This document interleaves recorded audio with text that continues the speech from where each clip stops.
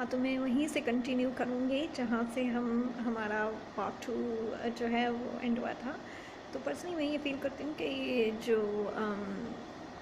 Minorities हैं उनका किसी भी मुल्क में बहुत गहरा रोल होता है और होमोजीनियस सोसाइटीज़ नहीं होनी चाहिए, चाहे वो रिलीजन के बेस पे हो, कल्चर के बेस पे हो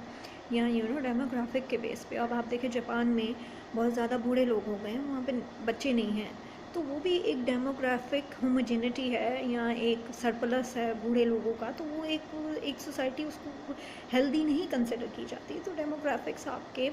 रिलीजन, रेस, कल्चर के मुकाबले में थोड़े बैलेंस्ड होनी चाहिए। नॉट नेसेसरली कि बहुत ही ज़्यादा आप ये कहें कि जितने ही मुसलमान हैं उतने ही ये हों, वैसा भी ना करें, लेकिन एक सफिशेंट अमाउंट ऑफ मिनॉरिटी आपकी होनी चाहिए ताकि आपकी मेजॉरिटी एक तरीके से एक बबल में ना रहे, बल्कि उसको एक्सपोजर हो दूसरे कल्चर्स का, दूसरे रिलीजन का, दूसरी रेसेस का। दैट बीइंग सेड, इसके अलावा मुझे जो सिटीज़न अमेंडमेंट बिल है इंडिया का, उससे कोई ख़ास प्रॉब्लम नहीं है। I think it's a sovereign country and it has the right to amend its constitution whenever they feel like it. अच्छा, ये एक थी। एक और चीज़ थी जिसमें कश्मीर का मुद्दा था कि वो कश्मीर को एक स्पेशल स्टेटस हासिल था, जो कि इंडियन कॉन्स्टिट्यूशन में एक और बिल था जिससे उस स्पेशल जो स्टेटस था वो ख़त्म हो गया था और बाकी जो हिंदुस्तानी हैं वो भी जाके कश्मीर में रह सकते हैं, वहाँ पे अपना कारोबार कर सकते हैं और डोमिसाइल वगैरह ले सकते हैं। अगेन एक डिस्क्रिमिनेटरी कानून था, क्योंकि देखें अगर कश्मीर का स्पेशल स्टेटस बनता है तब अगर महबूबा मुफ्ती और उनके जो सारे पॉलिटिकल लीडर्स हैं वो ये कहें कि देखें जी हम कश्मीरी हैं और हम इसका स्पेशल स्टेटस रखना चाहते हैं, जब तक इसके इश्यूज रिजॉल्व नहीं होते तो हम जो है वो इंडिया के किसी और कोने में कोई भी प्रॉपर्टी नहीं लेंगे और हम कहीं पर भी इन्वेस्ट नहीं करेंगे, कहीं दूसरे इंडिया के पार्ट में जाके अपना बिजनेस या अपना कोई स्टेक नहीं बनाएंगे और हम सोलली अपने आप को कश्मीरी, जितने भी कश्मीरी हैं वो कश्मीर में ही रहेंगे, वहीं उनका जीना मरना होगा, वहीं उनका बिजनेस होगा, वहीं उनका गुजर बसर होगा। तब तो ये ठीक है, तब आप कहें कि ठीक है जी ये नहीं करना चाहिए। स्पेशल स्टेटस अगर आप दे रहा है हिंदुस्तान, तो उससे कश्मीरी भी सफ़र कर रहे हैं, क्योंकि वो सिर्फ एक जियोग्राफिक इलाके में ही अपनी ज़िंदगी का गुजर बसर कर सकते हैं, अपनी बिजनेस कर सकते हैं, वहीं रह सकते हैं, कहीं और नहीं जा सकते। लेकिन ऐसा नहीं था। जो कश्मीरी थे वो तो दिल्ली भी जाते थे, वो हैदराबाद भी जाते थे, तेलंगाना के जो उनका स्टेट है, और भी किसी भी इंडिया के किसी भी शहर, किसी भी कोने में जाके वो अपनी ज़िंदगी स्टार्ट कर सकते थे एज ए इंडियन। वो जो है वो गवर्नमेंट में भी वो आ सकते हैं, गवर्नमेंट जो सर्विसेज होती हैं, जैसे हमारे यहाँ CSS होता है, वहाँ पे IPS होता है, I guess, maybe I am not aware of that और प्रोनाउंसिंग इट करेक्टली, लेकिन जो उनकी गवर्नमेंट सर्विसेज थी वो वहाँ जा उसमें वो पार्टिसिपेट करते थे, उनकी जो है posting all over the India होती थी। और मतलब वो कोई जो डिस्क्रिमिनेटरी, जो इस स्पेशल स्टेटस से, जो इस लॉ से कोई डिस्क्रिमिनेटरी चीज़ उनके लिए नहीं हो रही थी। महबूबा मुफ्ती खुद, उनकी बेटी जो है वो बेंगलोर में उनकी प्रॉपर्टीज़ और बिजनेसेस हैं और वो खुश हैं और वो कहीं जहाँ भी वो अपना बिज़नेस कर सकते हैं, कुछ भी कर सकते हैं, कश्मीरियों के ऊपर कोई लिमिट नहीं थी। लेकिन जो बाकी हिंदुस्तानी थे, अगर वो कश्मीर में आके अपना बिज़नेस करना चाहते हों या कोई लैंड ख़रीद करना चाहते हों या कोई फैक्ट्री लगाना चाहते हों, तो उस पर बहुत दिक्कत थी कश्मीरियों को। तो I think it was one sided discriminatory and biased law. अगर कश्मीरियों को चाहिए था ये privilege as a special status, तो उनको फिर अपनी भी स्टेक पूरी इंडिया में नहीं रखने चाहिए थे। अगर आप रखते हैं तो फिर आपको अपनी स्टेट में भी जो है दूसरे लोगों को आने, अगर आप दूसरों की स्टेट में, इंडिया की दूसरों की स्टेट में आप जाते हैं तो फिर आपको भी आने देना पड़ेगा, किसी तमिल को, किसी मलयाली को, किसी महाराष्ट्रन को, किसी को भी। तो ये एक वो चीज़ थी जिस पे मैं समझती हूँ कि quite fair enough, I mean वो आप उसको नहीं वो कर सकते। इससे ऑब्वियसली कश्मीरी जो कॉस्ट थी उसको एक डेंट पड़ा है और उसकी और जो पाकिस्तानी क्लेम था उसको भी हुआ है। लेकिन अगेन ये इशू जो है फिर वो देखना पड़ेगा पाकिस्तान को भी, इंडिया को भी और कश्मीरियों को भी, कि आई मीन अगर आप देते हैं तो फिर अगर आप किसी कॉज के लिए खड़े होते हैं तो फिर खड़ा होना पड़ता है। ये नहीं है कि आपके फ़ायदा भी हो और जहाँ पे आपका नुकसान हो वहाँ पे आप खड़े हो जाएं। तो ये एक चीज़ थी। अच्छा, फार्मर बिल के मैं अगेंस्ट हूँ कम्प्लीटली, और उसकी वजह है, पहली वजह तो ये है कि मैं खुद जो है एक ज़मींदार, एक फार्मिंग घराने से ताल्लुक़ रखती हूँ। मेरे फादर की बहुत 5 एकड़, 5 या 6 एकड़ मेरे दादा की ज़मीन थी, वहाँ से मेरे फादर ने स्टार्ट की ज़मींदारी, और माशाल्लाह we have so many lands now today, और हम लोग, हमारी तकरीबन पूरी फैमिली फार्मिंग से और ज़मींदारी से हमारा ताल्लुक़ है। और हमें पता है कि ज़मींदार या किसान या जो हारी होता है वो कितना अपना ब्लड एंड स्वेट देता है ज़मीन को, तब जाके उसकी फ़सल आती है। नो डाउट शायद इसमें इतनी, वैसे कंपेयर करना कि एक मिल ओनर ज़्यादा अपना स्वेट एंड ब्लड देता है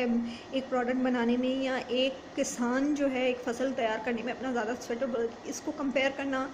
एक तो अनफेयर भी है, क्योंकि हम किसी की मेहनत और किसी के उसको नहीं कर सकते। लेकिन ये सच है कि रॉ मटेरियल के बगैर आपकी इंडस्ट्री नहीं चल सकती, और लार्जली और सोली रॉ मटेरियल आपका एग्रीकल्चर सेक्टर से आता है। कहने को तो इंडियन गवर्नमेंट ने ये कहा है कि हमने जो पंजाब के किसान हैं उनको एक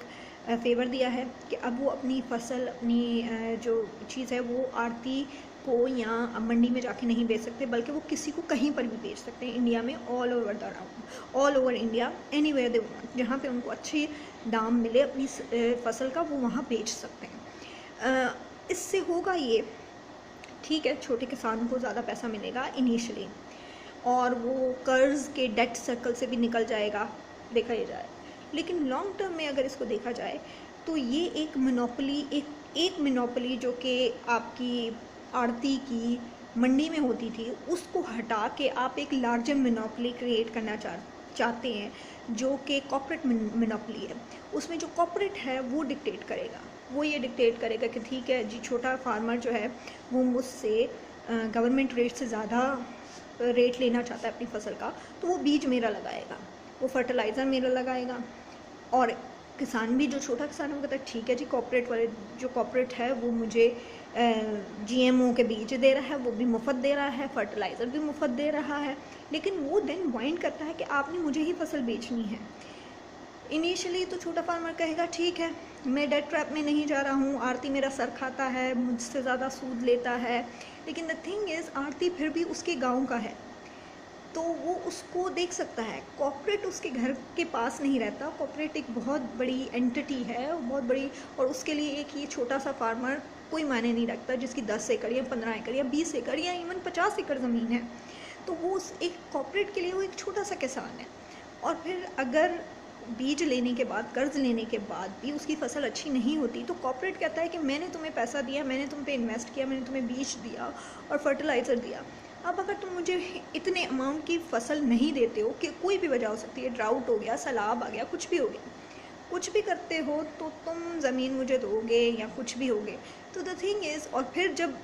छोटा फार्मर और कॉर्पोरेट एक आमने सामने हो गए हैं, 1 to 1 आपस में डील करते हैं, तो गवर्नमेंट की regulation, actually the thing is, government was giving subsidy to the kisan, कि भाई आपका सैलाब आए, ड्राउट आए, आपकी फ़सल अच्छी नहीं होती, लेकिन हम आपसे फ़सल कितनी भी गंदी होगी, कुछ भी होगा, हम आपसे उसी रेट पे ख़रीदेंगे, या एटलीस्ट इस रेट पे कि आपकी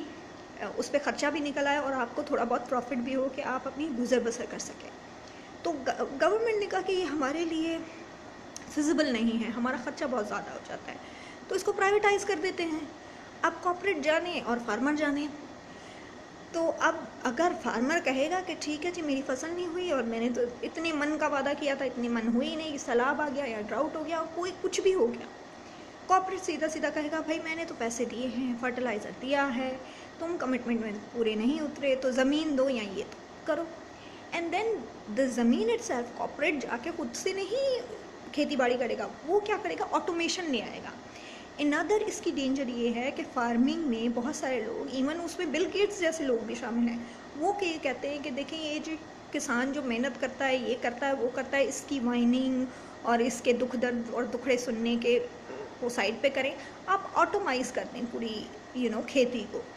तो कॉर्पोरेट कहते हैं आप लैंड खरीदें, ऑटोमाइज़ करें, उसकी जो आए, जो आपका रॉ मटेरियल है, उसको आप ट्रांसफ़र करें प्रोडक्ट्स एंड गुड्स में, और मतलब लोगों का कोई है ही नहीं। कहने को अच्छी बात है कि जी ऑटोमेटिक है, आपकी ऑटोमेशन आ गई आपकी उसमें, लेकिन द थिंग इज़ इससे किसान की एम्पावरमेंट कम हो जाती है। सारा पावर, सारी मनी की अकोमोलेशन आपकी कॉर्पोरेट्स और बड़े इन्वेस्टर के पास चली जाती है। जो छोटा बंदा है उसके पास फिर मतलब यही हो जाएगा, या तो वो फैक्ट्री में आपका गुलाम बन के आपकी चाकरी करे, या फिर वो जो है वो गवर्नमेंट की आईएएस वगैरह बने और जी वो अपने ऑफिसर बने और वो फिर देश की खिदमत करे। तो मैं समझती हूँ कि जो ये अमीर कॉर्पोरेट्स हैं उनका यही है कि जो छोटे लोग हैं, जो अमीर नहीं है, जो गरीब लोग हैं, उनको एम्पावर करने की उनकी कोई इंटेंशन नहीं। वो ये कहते हैं कि देखें जी आपके पास पैसा वैसा है नहीं, तो आप हमारे अंडर हमारे नौकर बन के रहें, आपको ज़मीन वगैरह का कोई वो नहीं है। तो वो एक सर्टन मेंटालिटी है जिसको मैं तो रेफ़र करती हूँ एज ए अंबानी और टाटा बिरला मेंटालिटी, जो कि सब्जुगेट करके रखना चाहते हैं। तो इसमें ये जो एक चीज़ है जो कि आपको अभी नज़र नहीं आएगी, लेकिन वो बाद में आगे जाके नज़र आएगी। डेफिनेटली मंडियों को रेगुलेट करने की ज़रूरत है। रॉ मटेरियल, किसान और कॉर्पोरेट के दरमियान एक लेवरेज होना चाहिए, एक फेयर प्राइस और एक फेयर रिलेशनशिप होना चाहिए। और इसको इंश्योर करे गवर्नमेंट अपने हाथ ना झटे कि वो अपने लोगों से रिस्पॉन्सिबल नहीं है। बहुत गहरा काम होता है सब्सिडी देना, मार्केट मंडियों को रेगुलाइज करना, कॉर्पोरेट्स और किसानों के दरमियान जो रिलेशनशिप है उसको मॉनिटर करना और उसको रेगुलेट करना। लेकिन ये जिम्मेदारी है आपकी गवर्नमेंट की। तो गवर्नमेंट को नहीं ये शोभा देता कि वो अपने हाथ झांटे और कहे कि ये किसान जो 10 एकड़ ज़मीन का मालिक है वो जाने और कॉर्पोरेट जाने, क्योंकि ये एक फेयर पार्टनरशिप है ही नहीं सिरे से। तो गवर्नमेंट को बैक करके खड़ा होना पड़ेगा उस किसान के पीछे जिसकी 10 अगर 5 एकड़ ज़मीन है, और इज़ मोर लाइकली कि कॉर्पोरेट उसका फ़ायदा उठाएगा और इन द लॉन्ग रन उससे उसकी ज़मीन छीनने की कोशिश करेगा। तो मैं तो ये रिक्वेस्ट करूँगी इंडियन गवर्नमेंट के, look back to this constitutional amendment, देखें, किसानों से बात करें, उनकी जो इनसिक्योरिटीज़ हैं उनको दूर करें, कॉर्पोरेट्स को रेगुलेट करें, और वाकई सच्ची बुनियाद पे किसान एम्पावर होना चाहिए, ना कि ये आप उसके एसेट को जो है वो कॉर्पोरेट्स के हैंड ओवर करें, और फिर then the corporates eventually rule over the entire population, and not only that, they also dictate the governments and sometimes manipulate and